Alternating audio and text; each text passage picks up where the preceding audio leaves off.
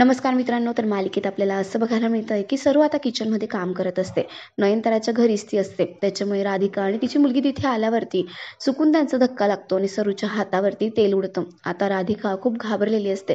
ती म्हणते, मावशी तुम्हाला खूप लागलं का? चला बरं वरती रूममध्ये आधी मी मलमपट्टी वगैरे करते आणि नळाखाली हात धरा तुम्ही आधी. आता तेवढ्यात सरू म्हणते, एवढं काहीही लागलेलं नाहीये मला, उगाच तुम्ही काळजी करू नका.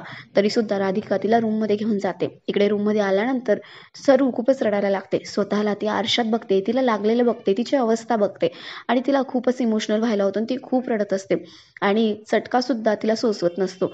तेवढ्यात कमळी तिला मागून आरशात दिसते. आता सरू म्हणते, कमळी तू इथे? कमळी म्हणते, आई तू रडतेयस? अगं तू रडतेस म्हणजे साधा चटका लागलाय, भाजले म्हणून रडू येते का तुला? तेवढ्यात सरू म्हणते, नाही ग बाळा, अशा चटक्यांना मी किती सोसलाय, असे कित्येक चटके मी सहन केले, पण तू माझ्यापासून दूर आहेस ना, माझं लेकरू माझ्यापासून दूर आहे, असं हा जो चटका आहे ना तो मी सहन करू शकत नाही. आता नाही मला सहन होते. कधी एकदा तुला भेटतंय आणि माझ्या उराशी घेतंय ना, असं झालंय मला. आणि आता सरू खूपच रडायला लागते. तेवढ्यात कमळी म्हणते, अगं आई असं काय करताय?